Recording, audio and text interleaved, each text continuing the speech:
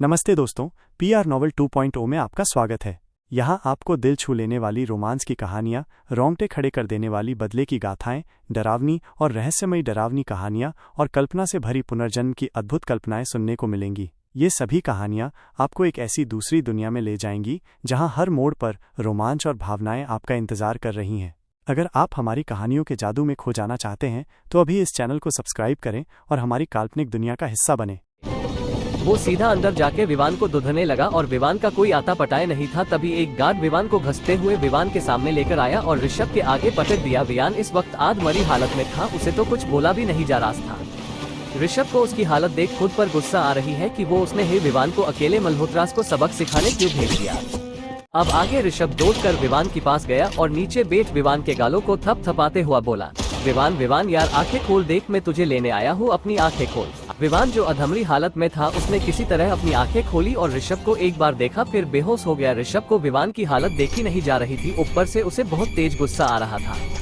उसने विवान को जमीन पर लेटाया और मिस्टर मल्होत्रा से गुस्से में बोला, मल्होत्रा तूने ये अच्छा नहीं किया, तूने उसको चोट पहुंचाई है जिसमें मेरी जान बसती है, अब इसका खामियाजा भुगतने को रेडी हो जा। आए मल्होत्रा को ऋषभ की बातों से डर तो लग रहा था, पर डेविड ने मल्होत्रा को भरोसा दिया था, इस वजह वो जैसा का तैसा खड़ा रहा। ऋषभ को मल्होत्रा की हिम्मत देखकर हंसी और दया दोनों आ रही थी। हंसी इसलिए क्योंकि वो डेविड की बातों में आ गए और दया इसलिए क्योंकि उसकी गलती की सजा अब मल्होत्रा को मिलेगी।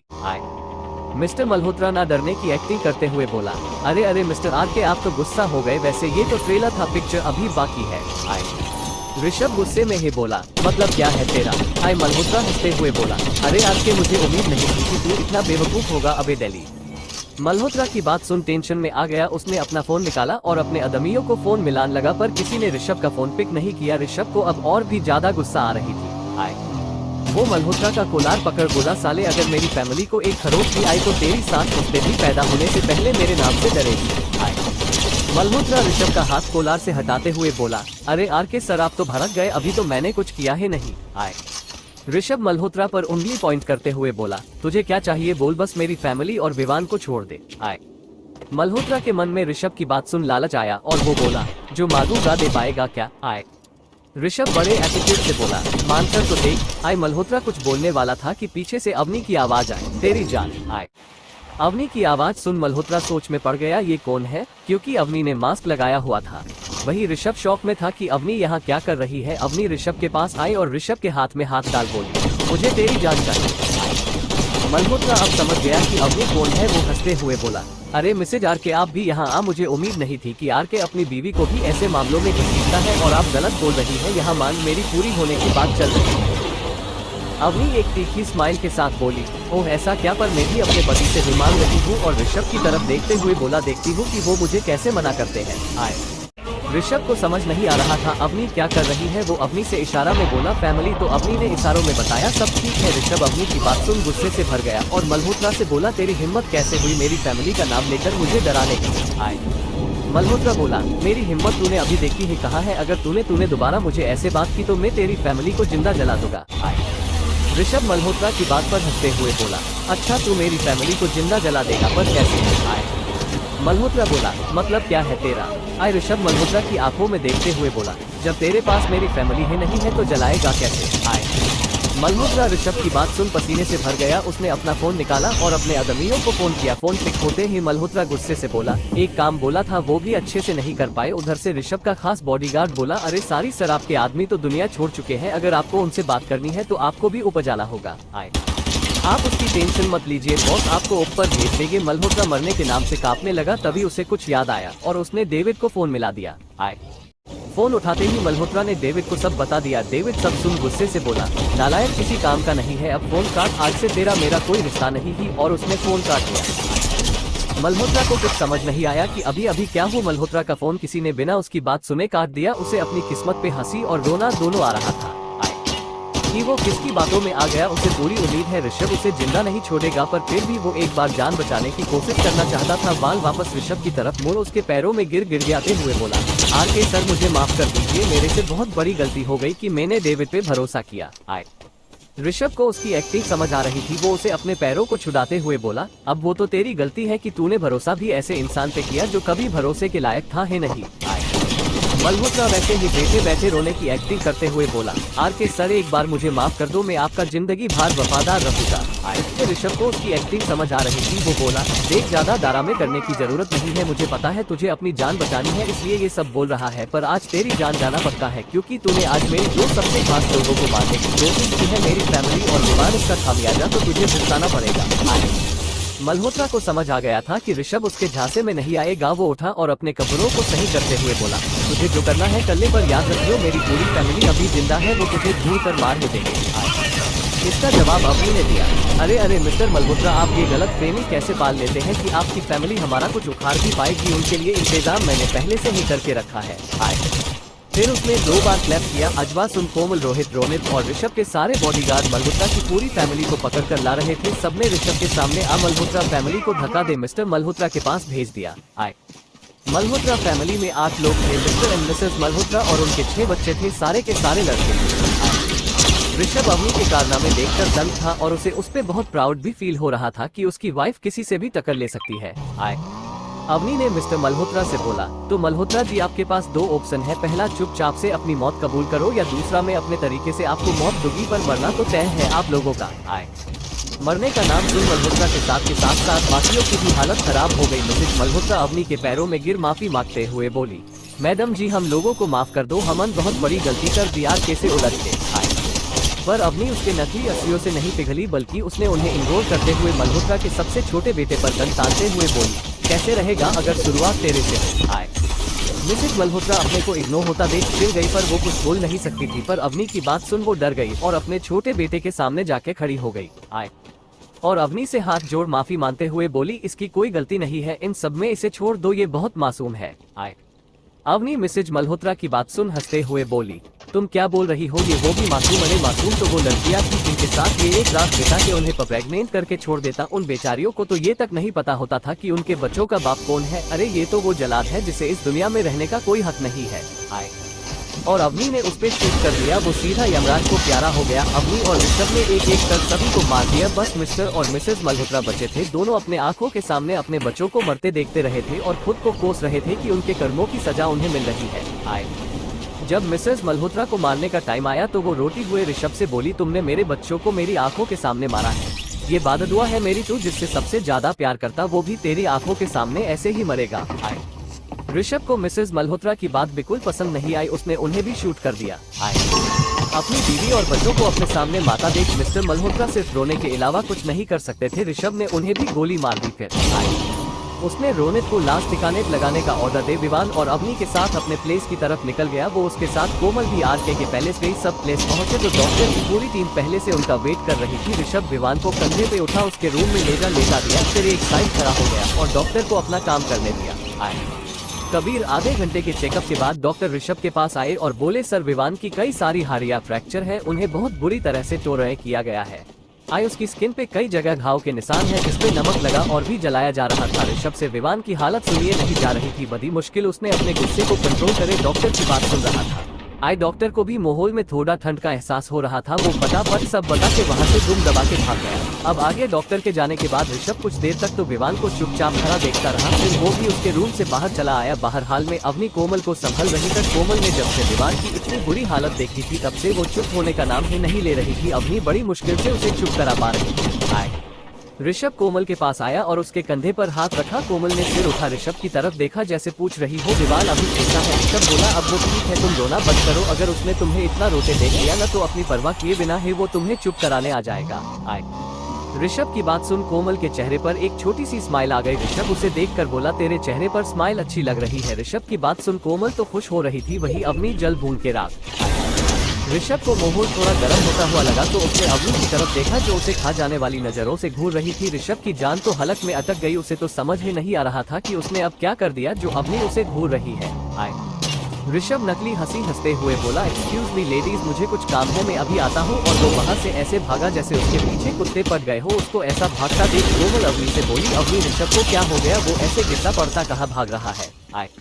अवनी बोली, रुक मैं पूछ कर आती हूँ, तब तक तू एक कम कर फ्रेश हो जा, मैं मैट से कहकर कपड़े भेजवा देती हूँ, तू आज यही रुक जा। कोमल को अवनी की बात सही लगी और वो रुकने के लिए मान गई और हॉल से अपने कमरे की तरफ जाने लगी। अवनी भी उठी और मैट को कोमल को कुछ कपड़े देने का बोल अपने कमरे की तरफ चल पड़ी। कमरे में ऋषभ इधर उधर छुपने की कोशिश कर रहा था। कभी वो क्लोजेट में छुपता तो कभी वो सोफे के पीछे तो कभी वो पर्दे के पीछे। उसे ये पता ही नहीं चला कि अवनी कब से रूम के अंदर आ गेट पर खड़ी हो उसकी हरकतें देख रही थी और हंस भी रही थी। ऋषभ बेड खोल उसके अंदर घुस छुपने ही जा रहा था कि तभी अवनी प्यार भरी आवाज में बोली, सुनिए आए।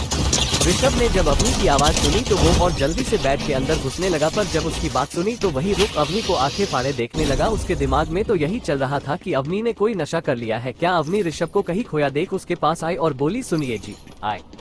ऋषभ अवनी की आवाज सुन होश में आया और प्यार से बोला, हाँ बोलो स्वीट हार्ट क्या हुआ। अवनी जो अभी तक सेहत लगा ऋषभ से बात कर रही थी वो अचानक से रुद्र रूप में आ गई और ऋषभ का कॉलर पकड़ बोली, स्वीट हार्ट गई घास चढ़ने, पहले ये बताओ अपने कोमल की तारीफ कैसे की। आज तक मेरी तो की नहीं गई आपसे, मैंने तो कितनी बार हंसा है आपके सामने पर मेरी तो अपने एक बार भी नहीं की। हाय। ऋषभ अवनी के हाथ से अपना कॉलर छोड़ते हुए बोला, स्वीट हार्ट इतना गुस्सा क्यों हो रही हो, मेरे मुंह से तो बस ऐसे ही निकल गया था और मुझे तो सिर्फ तुम्हारे चेहरे पर स्माइल अच्छी लगती है, बाकी सब तो ऐसे ही है। आए। अवनी उसका कॉलर छोड़ बोली, सच सच बोलो वरना मैं आपको छोड़कर चली जाऊंगा। आए। ऋषभ अवनी की धमकी सुन गुस्से में आ गया और अवनी को कमर से पकड़ उसे अपनी तरफ खींच लिया और दांत पिसते हुए बोला, तुमने सोचा भी कैसे कि तुम मुझे छोड़कर जा सकती हो, अगर तुमने ऐसा किया न कभी तो पूरी दुनिया में आग लगा दूंगा समझो। ऋषभ को इतने गुस्से में देख अवनी भी सहम गई, फिर भी वो बोली, छोड़िया मुझे दर्द हो रहा है। ऋषभ अवनी की कमर पे अपनी पकड़ और कसते हुए बोला, स्वीट हार्ट ये दर्द तुम्हें तुम्हारी बातों के लिए मिल रहा है जो तुमने मुझे बोली अभी थोड़ी देर पहले। आए। अवनी को उसकी कमर में बहुत ज्यादा है दर्द हो रहा था। वो बोली, प्लीज मुझे छोड़ दीजिए, मुझे बहुत दर्द हो रहा है, मैंने वो सब बस आपको उकसाने के लिए बोला था। अवनी की बात सुन ऋषभ की पकड़ उसकी कमर पर ढीली हो गई और थोड़ा उदास होते हुए बोला, स्वीट हार्ट तुमने आज बोल दिया ऐसा, पर आगे कभी मत बोलना, मैं तुम्हारे बिना जी नहीं पाऊंगा। फिर उसने अवनी को अपने गले से लगा लिया। आए। अवनी भी उसके सीने से लग गई क्योंकि कहीं ना कहीं उसे भी ऋषभ के गले लग शांति मिलती थी। आए। दोनों बहुत देर तक एक दूसरे के गले लगे रहे, तभी गलती से ऋषभ का हाथ अवनी के कमर पर चला गया और अवनी दर्द की बाजी से चिल्ला उठी। ऋषभ अवनी की आवाज सुन पैनिक हो गया। वो अवनी से, स्वीट हार्ट क्या हुआ, चीखी क्यों, क्या हुआ। आए। अवनी ऋषभ को घूरने लगी और अपनी कमर की तरफ इशारा कर बोली, अपने जो इतनी जोर से मेरी कमर को दबाया है उसकी वजह से मुझे वहाँ दर्द हो रहा है। ऋषभ अवनी की बात सुन दिल से भर गया। वो बोला, मुझे माफ कर दो स्वीट हार्ट, मैं तुम्हारे साथ ज्यादा रूड हो गया था, चलो आओ मैं इस पे क्रीम लगा देता हूँ जिससे तुम्हारा दर्द कम हो जाएगा। आए। फिर वो उसे बेड पे ले जा लेता दिया और उसके टॉप को ऊपर कर देखा तो वहाँ ऋषभ के इतनी जोर से पकड़ने की वजह से कला हो गया था। अवनी की गोरी कमर में वो काले निशान ऋषभ को अपने किए पर पछतावा करने पर मजबूर कर रहे थे। आए। ऋषभ उठा और बगल के कबोर्ड से फर्स्ट एड बॉक्स निकाला और वापस अवनी के पास आया और उसमें से एक क्रीम निकाल अवनी की कमर पर लगाने लगा, जिससे ही ऋषभ अवनी की कमर को छूता अवनी की दर्द भरी आवाज निकलती। किसी तरह ऋषभ ने उसकी कमर की मालिश की करते करते अवनी सो चुकी थी। ऋषभ ने उसे ब्लैंकेट ओढ़ाए और वो भी अपने स्टडी रूम में चला गया और कुछ जरूरी काम करने। नेक्स्ट डे ऋषभ जल्दी उठकर जिम चला गया था। अवनी घोड़े बेचकर सो रही थी। आए। ऋषभ जब जिम से वापस आया तो पूरा पसीने से लथपथ था। उसने एक बार बेड पर मरे हुए इंसान को देखा, फिर वो वॉशरूम में चला गया। थोड़ी देर बाद जब वो वापस आया तो सिर्फ उसने बाथरोब पहन हुआ था। वो सीधा बेड के पास गया और बड़े प्यार से अवनी से बोला, स्वीट हार्ट गुड मॉर्निंग, उठ जाओ, शुभ हो गई। पर अवनी को कहा कुछ सुनाई दे रहा था, वो तो अपनी ही धुन में थी। ऋषभ बहुत देर तक उससे बुलाकर हिलाकर उठाता रहा, पर मजाल है अवनी उठाए। हार मन ऋषभ ने अवनी को अपनी गोद में उठाया और सीधा वॉशरूम में चला गया। वहां जाके उसने उसे सवार के नीचे खड़ा कर दिया और शॉवर ऑन कर दिया। ठंडा पानी पड़ते ही अवनी की सारी नींद गायब। उसे तो ऐसा लग रहा था अगर वो थोड़ी देर और रुकी तो ठंड की वजह से कहीं पागल ना हो जाए। आई कुंभकर्ण की बहन हो तो ऐसे ही उठाना पड़ता है। और एक मिनट, तुमने ये गलत फहमी कब से पाल ली कि तुम मासूम हुई। पर अवनी को कहा कुछ सुनाई दे रहा था, वो तो अपनी ही धुन में थी। ऋषभ बहुत देर तक उससे बुलाकर हिलाकर उठाता रहा, पर मजाल है अवनी उठाए। ऋषभ की बात सुन अवनी मुंह बनाते हुए बोली, एक कम थी जो अब भी मुझे ताना दे रहे हैं। अवनी ऋषभ की बेशर्मी भरी बातें सुन बोली, बेशर्म इंसान जाओ यहाँ से, और अवनी जीत करने लगी। अवनी ऋषभ को घूरते हुए बोली, ये मैंने कोई गलत फहमी नहीं पाली, मैं सच में बहुत मासूम हूँ, देखो मेरी शकल। और अवनी ने एक मासूम की शकल बना ली। ऋषभ अवनी को परेशान होता देख बोला, स्वीट हार्ट इतनी टेंशन मत लो, मुझे बताओ किसका पेपर है, मैं उसके नोट्स कहीं से जुगाड़ देता हूँ, तुम पढ़ लेना, पास हो जाओगी। आए। ऋषभ उसे चुप करते हुए बोला, ठीक है बाबा, ठीक मैं जा रहा हूँ, ओके के अब खुश।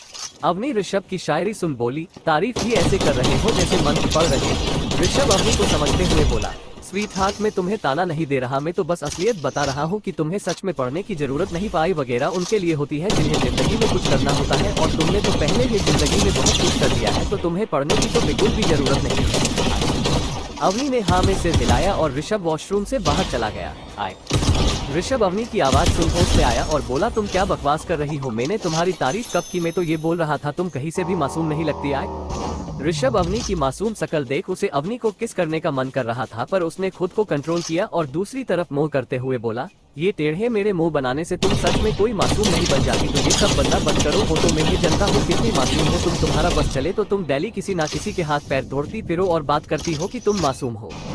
ऋषभ की बात सुन अवनी खुश हो गई और ऋषभ को गले लगा बोली, thank you so much my love. फिर उससे अलग होकर सोच ली। अब तक अवनी भी ऋषभ की बात सोच बोली, हाँ आप सही बोल रहे हैं, मुझे पढ़ने की अब क्या ही जरूरत, मैंने तो पहले ही बहुत कुछ कर लिया है। ऋषभ अवनी की बात सुन उसका सिर पिट बोला, स्वीट हार्ट तुम्हें कॉलेज जाना है और उलझालुल बातें अपनी छोटी सी खोपड़ी में से निकाल दो। आए अवनी ने सावर बंद किया। ऋषभ को देख गुस्से बोली, ये क्या हरकत है आपकी? भला शुभ अपनी बीवी को कोई ऐसे उठाता है क्या? आपकी दया नहीं आती इस मासूम पे? अवनी उसका कॉलर और जोर से पकड़ते हुए बोली, तुम्हें क्या लगती हो जरा बताना। आए ऋषभ उसे सोचता देख बोला, क्या हुआ स्वीट हार्ट, क्या सोच रही हो? आए ऋषभ को अवनी से अब डर लग रहा था कहीं उसने कुछ उल्टा पुल्टा बोल दिया तो अवनी कहीं उसे भी ना दे, इसलिए वो बात घुमाते हुए बोला, स्वीट हार्ट तुम मासूम नहीं सबसे मासूम हो, मैं तो बस मजाक कर रहा था। चलो छोड़ो ये सब, रेडी हो जाओ, तुम्हें कॉलेज भी जाना है, आज से तुम्हारे पेपर भी है। अभी आप नोट्स तो दिला दोगे पर मुझे तो यही नहीं पता मेरा आज पेपर किसका है। ऋषभ जैसे ही वॉशरूम से बाहर की आया अवनी ने जल्दी से डोर बंद कर दिया। ऋषभ उसकी जल्दी देख मन में बोला, मुझसे बच के कहाँ जाओगी स्वीट हार्ट, आखिर आना तो मेरे पास ही है तुम्हें। फिर वो अपने लैपटॉप लेकर उसमें ऑफिस का काम करने लगा। अचानक से काम करते करते ऋषभ की नजर अवनी के लैपटॉप पर गई और उसे उस दिन वाली बात याद गई जिस दिन ऋषभ के अंदर आते ही अवनी ने जल्दी से अपना लैपटॉप बंद कर साइड में रख दिया था। ऋषभ को अवनी का लैपटॉप खोलकर देख लेने का मन कर रहा था कि वो खोल के देख ले कि आखिर अवनी उससे क्या छुपा रही है, पर अगर उसने ऐसा किया तो ये होगा कि उसे अवनी पे भरोसा नहीं है। इसलिए ऋषभ ने डिसाइड किया कि वो उसका लैपटॉप नहीं खोलेगा, वेट करेगा कि अवनी सामने से आके उसे सब कुछ बताएगी। ऋषभ ने उसके लैपटॉप से अपना ध्यान हटाया और वापस से अपना काम करने लगा।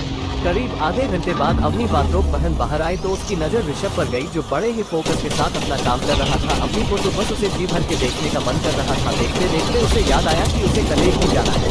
अवनी अपने सिर पर मारते हुए बोली, अबे पागल अपने पति को देखना बंद कर, तेरा आज पेपर है, जल्दी कर। अवनी जल्दी से क्लासेट रूम गई। ऋषभ उसे ऐसा खुदता पादता देख बोला, अरे आराम से कहीं चोट ना लग जाए। फिर ऋषभ भी अपना लैपटॉप बंद कर उठा और फ्रेश होने चला गया। थोड़ी देर बंद दोनों रेडी होके नीचे आए तो कोमल हाल में बैठी अवनी का इंतजार कर रही थी। अवनी के आते हैं कोमल बोली, चल अवनी आज हमारा पेपर है, कहीं लेट ना हो जाए। अवनी बोली, यार रुक जा थोड़ी देर, विवान से तो मिल ले। कोमल बोली, यार अगर उससे मिलने गए तो लेट होगा, हम आके मिल लेंगे। इसका जवाब ऋषभ ने दिया। वो बोला, कोमल टेंशन ना लो, तुम एग्जाम के लिए लेट नहीं होगी, तुम दोनों मेरे चॉपर से चले जाना। अवनी ने भी ऋषभ की बात में हाँ मिलाते हुए बोला, हाँ कोमल चॉपर से चल लेंगे, जल्दी पहुंच जाएंगे। कोमल को भी इसमें की प्रॉब्लम नहीं हुई, वो बोली ठीक है चलो फिर विवान से मिल लेते हैं। फिर तीनों विवान के कमरे की तरफ बढ़ गए जो कि पैलेस के दूसरे कोने में था, जहां तक तीनों को जाने में 5 मिनट लग गए। तीनों विवान के कमरे के बाहर पहुंचे तो देखा डॉक्टर उसको एक्समिन कर रहे थे। तीनों अंदर चले गए। डॉक्टर ने जैसे ही ऋषभ को देख सिर झुका, गुड मॉर्निंग विश किया, good morning Bose and lady Bose. Rishabh ने तो कोई जवाब नहीं दिया पर अवनी ने गुड मॉर्निंग विश किया और पूछा अब विवान की हालत कैसी है। डॉक्टर ने एक बार विवान को देखा फिर बोला, अब इनकी हालत थोड़ी ठीक है, शायद परसों तक इन्हें होश भी आ जाए। हमन इन्हें इंजेक्शन दे दिए हैं जो इनको जल्दी रिकवर करने में मदद करेगी। अवनी ने हाँ में सिर हिलाया और ऋषभ को देखने लगी, जिसकी नजर तो बेखुद पड़े अपने दोस्त पर थी और उसकी आंखों में हल्का पानी। अवनी ने ऋषभ का हाथ पकड़ा। ऋषभ को जब अपने उंगलियों में कुछ महसूस हुआ तो उसने नीचे की तरफ देखा तो अवनी ऋषभ के हाथों को कसकर पकड़ी ही थी, जैसे बता रही हो कि मैं आपके साथ। ऋषभ अवनी को देख एक स्माइल कर दिया और बोला, चलो अब हमें चलना चाहिए वरना कहीं तुम कॉलेज के लिए लेट ना हो जाओ। फिर तीनों विवान के रूम से निकाल ऋषभ के चॉपर में बैठ गए। उनके बैठते ही चॉपर कॉलेज की तरफ निकल पड़ा। मुंबई यूनिवर्सिटी। सारे टीचर्स एग्जाम की तैयारी में लगे हुए थे। वहीं स्टूडेंट एक से आज के पेपर के बारे में डिस्कस कर रहे थे। तभी ऋषभ के चॉपर की आवाज आई। सब अपने अपने क्लासरूम से निकल देखने लगे कि आज बिन बताए कौन इतना बादा आदमी आ गया जो सीधा चॉपर से आ रहा है। ऋषभ का चॉपर कॉलेज के ग्राउंड में लैंड हुआ। लैंड होते ही सबको चॉपर पर लिखा हुआ आग के दिखा। सब लोग फिर से दंग हो गए कि इतनी बड़ी हस्ती हमारे कॉलेज में कैसे। तभी चॉपर से अवनी और कोमल उतरे। उनके उतरते ही ऋषभ का चॉपर वापस चला गया। अवनी और कोमल सीधा एग्जाम हॉल में आए और पेपर देने चली गई। 4 घंटे बाद सब पेपर दे घर जाने लगे। कोमल भी अवनी के क्लास के बाहर उसका ही वेट कर रही थी। अब तक लगभग सब जा चुके थे पर अभी तक अवनी क्लासरूम से बाहर नहीं आई थी। कोमल ने सोचा क्यों ना अंदर एक बार देख लेना चाहिए कि अवनी कर क्या रही है। पर जैसे ही कोमल गेट को हल्का खोलकर देखने ही वाली थी उसे अवनी की आवाज आई जो किसी से हंस हंस के बात कर रही थी। कोमल को बड़ा अजीब लगा कि एग्जाम हॉल में ये बिंदास किससे हंस हंस के बात कर रही है। उसने हल्का सा गेट खोल देखा तो अवनी किसी यंग लड़के से हंस हंस के बात कर रही थी और पूरी क्लास खाली थी। कोमल ने फट से पूरा गेट खोल दिया और अंदर चली गई और चिल्लाते हुए बोली, अबे पागल, मैं तेरा कब से बाहर वेट कर रही हूँ और तू यहाँ की अनजान से हंसी मजाक कर रही है। अवनी उसे शांत कराते हुए बोली, शांत हो जा मेरी माँ, शांत हो जा। फिर उस लड़के की तरफ इशारा करते हुए बोली, ये कोई अनजान नहीं, ये हमारे न्यू प्रोफेसर है जो कि चंद्र सर की जगह आए हैं। कोमल उस लड़के को ऊपर से नीचे तक देखकर बोली, अबे क्या मजाक कर रही है, ये वो भी हमारा प्रोफेसर, इसकी उम्र तो हमारे जितनी ही लग रही है, ये हमारा प्रोफेसर कैसे हो सकता है। अवनी बोली, यार मैं सच बोल रही हूँ, चाहे तो खुद पूछ ले। वो लड़का तब से खड़ा हो दोनों की बातें सुन रहा था। वो बीच में आते हुए कोमल से बोला, हेलो मिस, मेरा नाम कार्तिक है। अवनी सही बोल रही है, मैंने चंद्रा सर को रिप्लेस किया है। और कार्तिक कोमल को ऊपर से नीचे तक देखने लगा। कोमल हाथ मिलाते हुए बोली, अच्छा ठीक है सर, आप बोल रहे हैं तो मैं मान लेती हूँ। कोमल को उसकी नजरें कुछ ठीक नहीं लग रही थी। वो अवनी से बोली, अवनी चल अब हमें चलना चाहिए वरना घर जाने में लेट हो जाएंगे। इस पर अवनी ने हाँ में सिर हिलाया और जाने लगी। तभी कार्तिक बोला, अवनी कोमल, मेरा काम भी खत्म हो गया है, अगर तुम्हें कोई देर ना हो तो मैं तुम दोनों को घर ड्रॉप कर दूं। अवनी खुश हो हाँ में सिर हिलाने जा रही थी। तभी कोमल उसका हाथ पकड़ मुंह बना बोलो, कोई जरूरत नहीं है सर, हम खुद जा सकते हैं। और कार्तिक की बेइज्जती करते हुए बोली, वैसे भी आपकी इतनी हैसियत नहीं कि हमें लिफ्ट दे सके, सो आप अपने रास्ते जाए और हमें अपने रास्ते जाने दें। अवनी को कोमल की बातें सुन गुस्सा तो आ रहा था, पर कोमल की बातों में साफ गुस्सा देखा जा सकता था जो कि अवनी को समझ आ रहा था। इसलिए उसने कुछ नहीं बोला और कोमल को ले बाहर जाने लगी। वही कार्तिक, जिसकी आज तक किसी ने इतनी बेइज्जती नहीं की थी, उसने अपनी मुठिया बंद कर ली और दांत पिसते हुए बोला, ये तेरा एटीट्यूड एक दिन में मिट्टी में मिला दूंगा और तुम दोनों को अपने बिस्तर की रानी बनाऊंगा। और कार्तिक के फेस पर एक एविल स्माइल आ गई। बाहर अवनी कोमल को खींचते बाहर ले गई और अपनी कार के पास ले जा उसका हाथ छोड़ उसे घूरने लगी। ऋषभ ने अवनी की कार कलेज भिजवा दी। कोमल उसे घूरता देख बोली, क्या हुआ, ऐसे क्यों घूर रही है। अवनी बोली, ये अंदर क्या था भला, कोई अपने प्रोफेसर से ऐसे बात करता है क्या जैसे तूने आज की। कोमल गुस्से से बोली, अबे मैंने सही से बात की वरना इससे भी बुरी तरीके से बात कर सकती थी, समझी। अवनी उसके गुस्से की वजह समझ नहीं पा रही। वो उसे शांत करते हुए बोली, कोमल हुआ क्या है, तू ऐसा बेहतर क्यों कर रही है और तुझे इतना गुस्सा क्यों आ रहा है। कोमल अवनी के शांत कराने पर शांत हुई और बोली, अवनी में गुस्सा इसलिए हूँ क्योंकि मैं तेरी वजह से बहुत देर तक बाहर खड़ी रही और तू अंदर उसके साथ हंसी मजाक कर रही थी। अवनी बोली, अबे पागल, बस इतनी सी बात पे तू इतनी गुस्सा हो रही थी। अच्छा ठीक है बाबा सॉरी, पर ये बता तूने सर को वो सब क्यों बोला, भला उनकी क्या गलती थी। कोमल बोली, तूने उसकी नजर देखी, उसकी नजर किसी नॉर्मल इंसान जैसी नहीं थी, वो पक्का प्ले बॉय है। अवनी बोली, तू इतना यकीन से कैसे बोल सकती हो कि वो प्ले बॉय है, मुझे तो उनमें ऐसा कुछ नहीं दिखा। कोमल बोली, तुझे इसलिए नहीं दिखा क्योंकि तूने देखने की कोशिश नहीं की, अगर देखती तो तब तेरे को भी देखता, पर तेरी नजर तो उसके चेहरे पर थी। अवनी बोली, क्या बकवास कर रही है, भला मैं उसके चेहरे को क्यों देखने लगी। इस पर कोमल बोली, रहने दे बेटा रहने दे, हमें मत बता तू किसे देख रही थी, किसी नहीं, पर एक बात बता भला, वो ऋषभ से हैंडसम तो है नहीं, फिर भी तू उसे देख रही थी, मुझे तो समझ नहीं आ रहा तुझे हुआ क्या है। अवनी चिढ़ते हुए बोली, मैं उसे नहीं देख रही थी, भला मैं उसे क्यों देखने लगी जबकि मेरे पास उससे भी हैंडसम हस्बैंड है। कोमल बोली, अब तो मैडम फिर आप उनसे इतना हंस के बातें क्यों कर रही थी, ये बताएगी जरा। अवनी अपनी नजरें चुराते हुए बोली, वो मुझे नहीं पता नहीं क्यों उससे बात करके मुझे बड़ा अच्छा लग रहा था, इसलिए मैं बात करने लगी। कोमल बोली, तुझे पता है न ये बात अगर ऋषभ को पता चल गई तो उस प्रोफेसर का आज आखिरी दिन होगा, साथ में तुझे भी कोई ना कोई पुनिशमेंट मिलेगी। अवनी चिढ़ते हुए बोली, तो ऋषभ की दोस्त है या मेरी हर बार उसकी साइड लेती है, और भला उसे बताएगा कौन, मैं तो बताने वाली नहीं और ना तुझे बताने दूंगी, और हमें किसी ने देखा तो था नहीं तो कोई बताने वाला ही नहीं है। कोमल हंसते हुए बोली, बेटा अवनी वो आरके है, माफिया किंग, वो इतने बड़े एम्पायर को ऐसे ही नहीं संभलता होगा। जहाँ तेरी बुद्धि खत्म होती है न वहाँ उसकी शुरू, तो ये बात अपने दिमाग से निकाल दे कि उसे पता नहीं चलेगा, शायद अब तक तो उसे सब कुछ पता भी चल गया होगा। कोमल की बात सुन अवनी डर गई और बोली, अब तो घर जाके ये पता चलेगा कि ऋषभ को पता चला है या नहीं। फिर दोनों कार में बेट पैलेस के लिए निकल गई। आगे पूरे रास्ते अवनी बहकी बातें कर रही थी। ऐसा इसलिए था क्योंकि अवनी जब थोड़ा डरी हो या स्ट्रेस में हो तो वो खुद पताक बातें करने लगी। करीब आधे घंटे बाद दोनों प्लेस पहुँचे। जब से विवान को चोट लगी है, कोमल भी उसका ध्यान रखने की वजह से प्लेस में ही रहने आ गई थी। पैलेस के गेट पर जितने भी गार्ड थे आज कोई नहीं दिखाई दे रहा था, यहाँ तक कि मैन गेट भी खुला हुआ था। दोनों को कुछ गड़बड़ का एहसास हो रहा था क्योंकि ऐसा पहले कभी नहीं हुआ। कोमल अंदर गए तो पूरा पैलेस खाली था, ना तो कोई नौकर था ना ही कोई गार्ड। पैलेस में अजीब सा है सन्नाटा फैला हुआ था। दोनों को ये बात बहुत अजीब लगी क्योंकि आरके की पैलेस में सिक्योरिटी ना, ऐसा हो ही नहीं सकता। अवनी को कुछ गड़बड़ लग रही थी। अवनी ने कई बार लोगों को बुलाया पर कोई नहीं आया। दोनों को थोड़ा डर लगने लगा। अवनी ने अपने बैग में रखी पिस्टल निकाल ली, कोमल ने भी अपने बैग से पिस्टल निकाल ली। दोनों पिस्टल लेकर हाल में एक कूलर के पीछे छुप गए और इधर उधर देखने लगे, पर उन्हें कोई नहीं दिख रहा था। कोमल अवनी से बोली, अवनी हमें ऋषभ को फोन करना चाहिए। अवनी बोली, हाँ तू सही बोल रही है। फिर उसने पॉकेट से फोन निकाल और ऋषभ को मिला दिया, पर उधर से ऋषभ ने फोन पिक कई बार ट्राई करने के बाद भी ऋषभ ने फोन नहीं उठाया। तो अवनी को ऋषभ की फिक्र होने लगी। वो कोमल से बोली, कोमल वो तो फोन ही नहीं उठा रहे, पता नहीं क्यों, क्या हुआ है, वो फोन क्यों नहीं उठा रहे हैं, मुझे डर लग रहा है, चल ऑफिस चल के चेक करते हैं। कोमल अवनी को शांत करते हुए बोली, अवनी शांत हो जा, ऋषभ को कुछ नहीं हुआ होगा, शायद वो किसी मीटिंग में होगा इसलिए फोन नहीं उठा रहा है। अवनी बोली, उन्होंने कभी ऐसा नहीं किया, कितनी भी इम्पोर्टेंट मीटिंग हो वो मेरा फोन जरूर पिक करते हैं। कोमल अवनी को समझाते हुए बोली, अवनी तो इतनी टेंशन मत ले, हो सकता है उसने फोन साइलेंट पे रखा हो और उसे तेरी कॉल का पता ही नहीं चला हो। कोमल की बात सुन अवनी थोड़ी शांत हुई और बोली, हाँ कोमल ये हो सकता है, एक काम करते हैं, ऋषभ के ऑफिस चल के खुद देख लेते हैं। और वो जाने के लिए मुड़ी, तभी कोमल उसका हाथ पकड़ बोली, कहाँ जा रही है, रुक जा, पहले यहाँ हुआ क्या है वो तो देख ले, और विवान भी अंदर ही है, हमें एक बार चेक करना चाहिए वो ठीक है या नहीं है। अवनी को याद आया विवान भी तो घर पर ही होगा। वो बोली, हाँ चल चल के उसे देखते हैं कि वो सही सलामत है या नहीं। फिर दोनों छुपते छुपाते विवान के कमरे तक पहुंचे। उन्होंने जैसे ही गेट खोला, दोनों की आंखें पटी की पटी रह गई। एक काला मास्क पहना आदमी विवान के गले पर चाकू रख उसके गले को कटने ही जा रहा था कि अवनी और कोमल ने उस पर शूट कर दिया। उस आदमी के हाथ से चाकू छूट गया। फिर वो पकड़े जाने के डर से उसी घायल हालत में ही खिड़की से कूद गया। अवनी और कोमल ने उसे कई गोलियां मारी, पर उसे ज्यादा फर्क नहीं पड़ा और वो भाग गया। अवनी और कोमल दौड़कर खिड़की तक आए कि उसे और गोलियां मार सके, पर तब तक वो भाग चुका था। कोमल अवनी से बोली, अवनी वो इतनी गोलियां लगने के बाद भाग कैसे सकता है। अवनी एक डेविल्स मिले के साथ बोली, भाग सकता है जब उसने बुलेट प्रूफ जैकेट पहनी हो। कोमल बोली, पर हमारी बुलेट से तो लगभग किसी भी वेस्ट का असर नहीं होता। अवनी कोमल को देख बोली, ना कोमल एक वेस्ट है जो हमारी गोलियों को भी रोक सकता है। कोमल बोली, ऐसी कौन सी वेस्ट है और मुझे कैसे नहीं पता इस बारे में।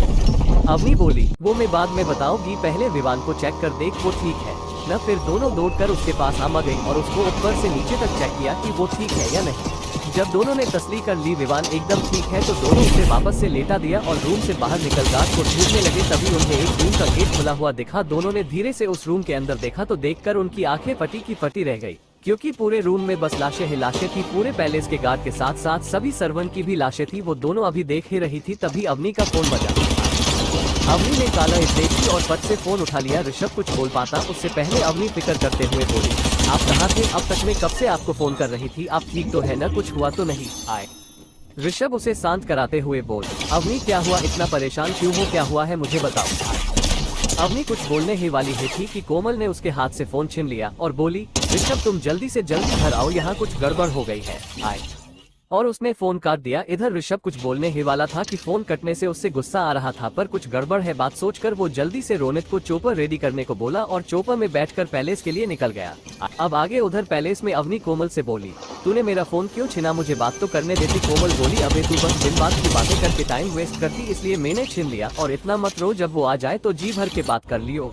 अवनी ने बस हाँ में सिर हिलाया और पैलेस के टेरेस पे चले गई और ऋषभ का वेट करने लगे। वही चोपर में ऋषभ टेंशन से मारा जा रहा था, उसे जल्दी से जल्दी घर पहुंचना था। इसके चलते उसने कई बार तो पायलट को भी डांट चुका था, पर पायलट बेचारा क्या करता, वो तो जितनी तेज उड़ा सकता था उड़ा रहा था। करीब 15 मिनट बाद ऋषभ का चोपर प्लेस के टेरेस पर लैंड हुआ। ऋषभ ने किसी के गेट खोलना का भी वेट नहीं किया, वो अपने आप ही गेट खोलकर नीचे की ओर भागा। उसके पीछे उसके सारे बॉडीगार्ड और रोनित भी भागे। तभी ऋषभ को अवनी की रोकने की आवाज आई। ऋषभ ने आवाज की तरफ देख तो अवनी दौड़ती हुई आ रही थी। वो सीधा आकर ऋषभ के गले लग गई और उसे जोर से पकड़ सिसकियां लेने लगी और बोली, आप कहाँ थे, मेरा फोन क्यों नहीं उठा रहे थे, आपको पता है मुझे आपकी कितनी फिक्र हो रही थी, मुझे इतना डर लग रहा था कि मैं पता नहीं क्या क्या उल्टा पलटा सोचने लग गई। ऋषभ ने भी उसे कस के गले लगा लिया और चुप कराते हुए बोल, स्वीट हार्ट चुप हो जाओ, देख मैं यही हूँ, मैं उस वक्त मीटिंग में था इसलिए मुझे पता नहीं चला और मुझे कुछ नहीं होने वाला, मैं छूना भी बहुत मुश्किल है, तो ये तो अपने दिमाग से निकाल दो कि मुझे कभी कुछ होगा। अवनी बोली, मुझे पता है, पर जब आपका फोन नहीं लग रहा था तो मैं क्या कर। ऋषभ अवनी की आंखों में देख बोल, अच्छा मुझे माफ कर दो प्लीज, अगली बार से कभी नहीं होगा ऐसा। अच्छा एक बात बताओ, तुम्हें ऐसा क्यों लगा कि मुझे कुछ हो गया है। इसका जवाब पीछे खड़ी कोमल ने दिया, नाचे चल के खुद देख लो। ऋषभ कंफ्यूज हो बोला, नीचे क्या है ऐसा। अवनी बोली, आप चल के खुद देख लो। इन तीनों और ऋषभ के सभी बॉडीगार्ड और रोनित सब के सब नीचे गए। अवनी और कोमल उन दोनों को सीधा उस कमरे में लेकर गई जहाँ लाशें थी। जैसे ही ऋषभ ने अंदर का नजारा देखा वो हैरान हो गया। वो बोला, ये किसने किया। कोमल बोली, हमें नहीं पता, पर हम जब पैलेस आए तो एक आदमी था जो विवान को मारने जा रहा था। ऋषभ विवान का नाम सुन बोल, विवान तो ठीक है न, उसे तो कुछ नहीं हुआ न। कोमल बोली हाँ वो बिल्कुल ठीक है, हम सही वक्त पर पहुंच गए थे। ऋषभ बोला तुम बोल रही हो कि ये सब शायद एक आदमी ने किया है? कोमल ने हाँ में सिर हिलाया। ऋषभ बोला कुछ अजीब था उस आदमी में।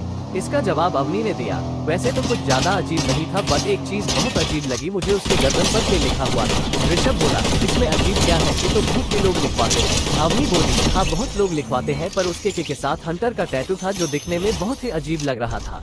हंटर टैटू का नाम सुनते ही उसके साथ रोनित और उसके खास बॉडीगार्ड सबके माथे पर टेंशन की लकीरें दिखने लगी, जो कि अवनी ने देख ली थी, पर वो कुछ बोली नहीं। ऋषभ फिर आगे कुछ नहीं पूछा और रोनित को सब क्लीन करने का बोल अपने रूम की तरफ चला गया। कोमल और अवनी को ऋषभ का बिहेवियर समझ नहीं आया कि ऋषभ बिना कुछ बोले क्यों चला गया। कोमल रोनित से बोली रोनित क्या हुआ है, ऋषभ बिना कुछ बोले क्यों चला गया?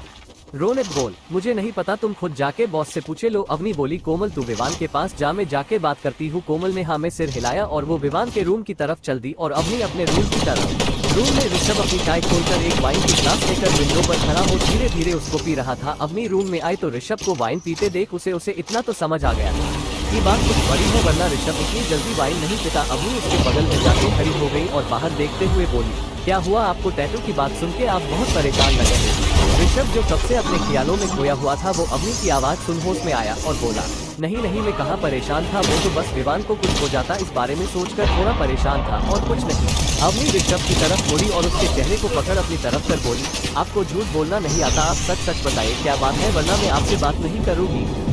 ऋषभ हार मान के सब बोल दिया। वो बोला तुम जिस आदमी के बारे में बता रही हो वो कोई नॉर्मल किलर नहीं है, वो वर्ल्ड का सबसे खतरनाक हिटमैन है जिसे आज तक कोई नहीं ढूंढ पाया। अगर उसने कोई काम हाथ में लिया है तो उसे पूरा करके नहीं छोड़ेगा। वो इतना पावरफुल है कि वो अकेला हजारों लोगों को मार सकता है। आज तुमने खुद देख ही लिया होगा उसकी पावर 200 से भी ज्यादा गार्ड को उसने अकेले मार डाला है। अवनी बोली हाँ वो तो मैंने आज देख ही लिया, पर एक बात समझ नहीं आ रही, वो आज यहाँ मरने किसे आया था? ऋषभ बोल शायद वो यहाँ विवान को मारने आया था। अवनी बोली पर विवान को क्यों कोई मारेगा, उसे मारकर किसी को क्या मिल जाएगा? ऋषभ फिर से बाहर देखते हुए बोला वही तो मुझे कुछ समझ नहीं आ रहा कि विवान को कोई क्यों मारना चाह रहा है। अब ये तो विवान के होश में आने के बाद में पता चलेगा कि कौन उसके जान के पीछे पड़ा हुआ है। जब तक हमें उसे कहीं सेफ जगह पर रखना होगा, वरना वो हिटमैन दोबारा उसे ढूंढ लगा। इस बार तो तुम्हारी वजह से विवान बच गया, अगली बार शायद न बच पाए, हमें रिस्क नहीं लेना चाहिए। अवनी ने भी हमने सिर हिलाया, तभी गेट लॉक होने की आवाज आई। ऋषभ ने कमिंग बोला, कमिंग बोलते ही नीचे। अगर आपको हमारी कहानियों में मजा आया और आप ऐसी और जादुई दुनिया में खो जाना चाहते हैं तो देर किस बात की, हमारे चैनल को सब्सक्राइब करके हमारे सफर का हिस्सा बने। हर कहानी को लाइक करके हमें अपना प्यार दिखाएं और अपने दोस्तों के साथ शेयर करके इस खुशी को फैलाएं। आपके कमेंट हमें बेहतर बनाने में मदद करते हैं, तो अपनी राय जरूर दें।